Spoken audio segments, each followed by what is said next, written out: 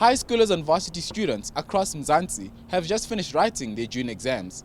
Some are hoping for brilliant marks, others not so much. And for the rest, well, they don't seem to care. Because in South Africa, passing matric doesn't necessarily mean that you can apply to study for a degree and you'll be accepted.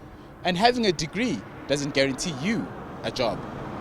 It was reported 2 weeks ago that 600,000 university graduates are sitting at home, despite having a tertiary qualification that they studied 3 or more years for.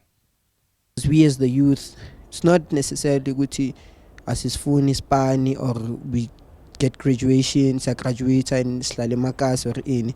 Is that people, they don't take up the initiative upon themselves to hustle, to break barriers and to be something.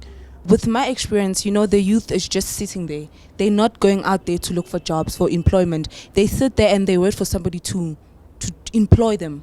I mean, I'm here busting my brains off studying, trying to make a better future for myself.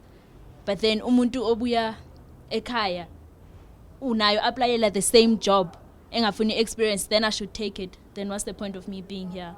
To the youth of SA, guys, all I want to say is that funds are there. If you want to study further, don't sit down and think Gucci funds are going to come to you. Go out there, Google companies that give children or the youth imali for Gucci to further study. I think the youth also need to be responsible for their own future. So they need to know, they need to have a plan.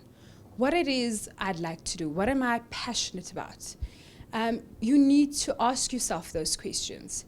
And once you've answered those questions, then you pursue those courses. You find out information, okay, if I'm good at writing, what can I pursue? So I think that the youth also need to take responsibility here. If you a youth and you have a matric and you're unemployed, don't just sit at home. Volunteer, get involved in extracurricular activities. Not everybody is an athlete, not everybody is good at sports, but you can get involved in community work. Give back to your community.